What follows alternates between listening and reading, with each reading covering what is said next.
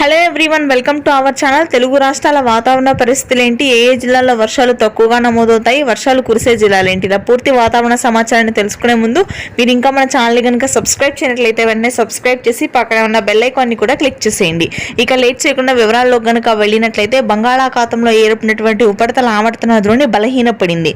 దీని ప్రభావంతో కొంతమేర వర్షాలు తగ్గుముఖం పట్టనున్నాయి. ఉత్తరాంధ్ర, మధ్యాంధ్ర జిల్లాల్లో ఉష్ణోగ్రతలు మళ్ళీ 38 డిగ్రీల వరకు నమోదు కానున్నాయి రానున్నటువంటి 2 రోజుల పాటు. ఇక ఆ తర్వాత రాయలసీమ జిల్లాల్లో మాత్రం వర్షాలు కురవనున్నాయి. మే చివరి నాటికి నైరుతి రుతుపవనాలు తెలుగు రాష్ట్రాల్లోకి విస్తరించే అవకాశం ఉంది.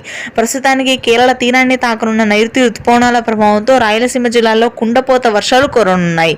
ముఖ్యంగా కడప, చిత్తూరు, అనంతపురం జిల్లాల్లో భారీ వర్షాలు. తెలంగాణ జిల్లాలో మాత్రం భిన్న వాతావరణ పరిస్థితులు కనిపిస్తున్నాయి. ఉత్తర తెలంగాణ జిల్లాలో భారీగా ఉష్ణోగ్రతలు పెరిగితే మధ్య తెలంగాణ, దక్షిణ తెలంగాణ జిల్లాలో వర్షాలు కురిసే అవకాశం ఉంది. మహబూబ్ నగర్, గద్వాల్, కరీంనగర్, వరంగల్, వనపర్తి, వికారాబాద్, హైదరాబాద్ దిగువ ప్రాంతాల్లో మోస్తరు నుంచి భారీ వర్షపాతం ఉంటుంది. ఉత్తరాంధ్ర జిల్లాలో మాత్రం ఆకాశం మేఘావృతమై ఉంటుంది.